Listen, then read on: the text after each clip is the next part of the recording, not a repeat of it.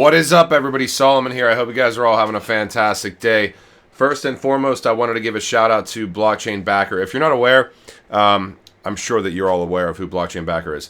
But he is actually going to be on a discussion panel with BitBoy. I think it's like next Tuesday. Certainly am excited to see kind of that discussion from like a more realistic standpoint in this space with that channel. And certainly BitBoy has also done a ton of stuff in regards to talking about XRP, certainly been supporting.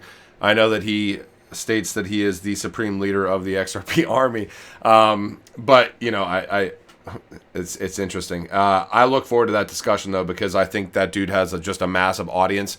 And I think that there is a big misinterpretation about a lot of the things that XRP does provide value for.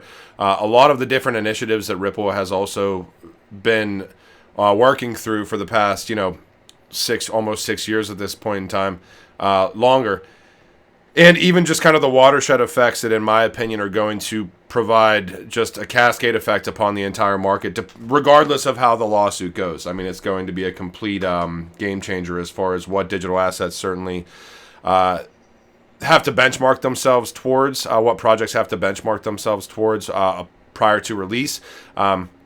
What's more interesting to me is, these projects that have already been released, do they have to somehow try to travel back in time and make themselves adhere to whatever the regulatory ruling may be? This whole video, though, I wanted to talk about this. So this is a Russian bank. Now, this isn't just a Russian bank. This is the Central Bank of Russia. Deploying the first digital asset manager in Russia. Is it a boost to crypto? So they basically gave the green light for the first digital asset manager in Russia. This was just today. Bank of Russia announced the appointment of Atomize as the first company in the country to be put on the central bank's list of approved digital asset operators. Here's what's really interesting to me.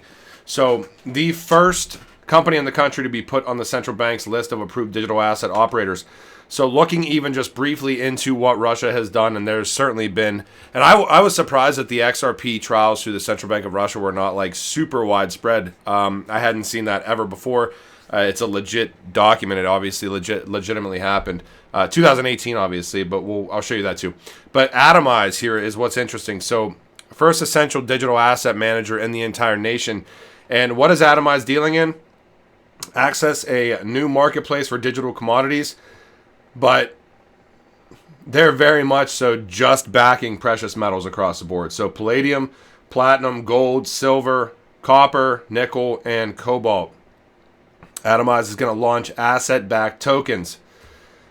And we'll add asset-backed tokens for palladium, gold, silver, nickel, copper, and cobalt with additional physical asset tokens to follow. I find it very interesting that is kind of the first regulatory compliant digital asset manager within Russia is a company that hasn't been around that long, that is literally just tokenizing precious metals.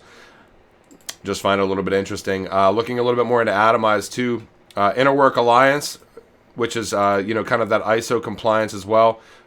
Global Digital Asset and Cryptocurrency Association. Interwork Alliance is a monster.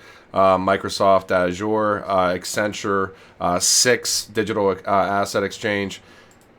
And this isn't the first time. Like, Russia and China always give kind of the most ridiculous rhetoric. Well, India as well. In this entire space about what they are or are not going to allow their citizens to participate in, but they're all going in the same direction. They're all rowing the same way. Found this and presented this about a month ago. Like I said, not a ton of sharing or spreading of this, which was interesting, but this came out in 2020, and this is from the Atlantis Press, and it's talking about toolkit projects based on mechanisms of blockchain technology within the Central Bank of Russia. The Bank of Russia project on the cross-border transfers implementation in particular. Now, they delve into this a little bit more here.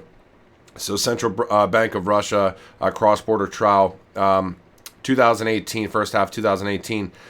Their innovative laboratory conducted research on testing the possibility of a cross-border settlements utilizing the Ripple platform. System technology assumed that the settlement participants had special accounts opened in national payment systems and addresses in the Ripple network. So these special accounts opened in national payment systems and addresses already opened within the Ripple network. Now, the participants would obviously be central banks, right? Reflection of operations and national payment systems could be performed both after each transfer and at the end of the trading day or at certain intervals. Based on the research results, it was concluded that the Ripple platform can be considered as the basis for starting work on creating a system of cross-border settlements, providing that the following organizational, legal, and technical issues are resolved. Use for XRP transfers or equivalents of fiat currencies issued by each participant, the national bank.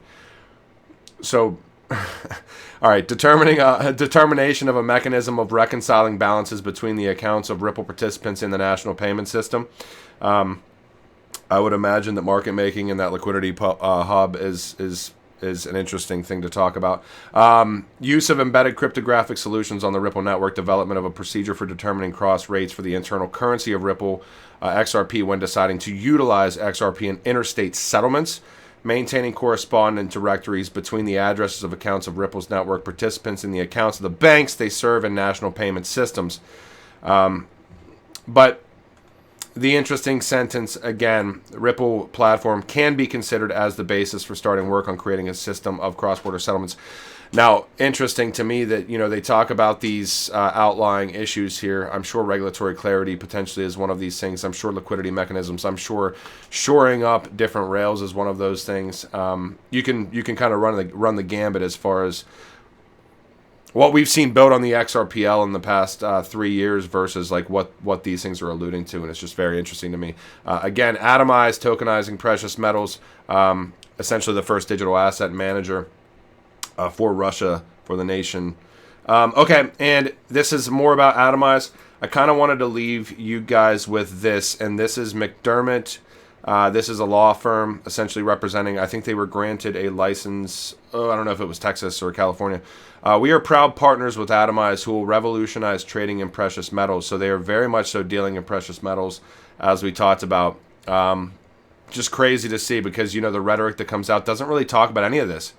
Just talks about First Digital Assets Operator. I mean, FX Empire, I'm sure, has a multitude of money behind them. It's giving a boost to crypto, certainly, if you're actually looking at it as the forest and not just the tree.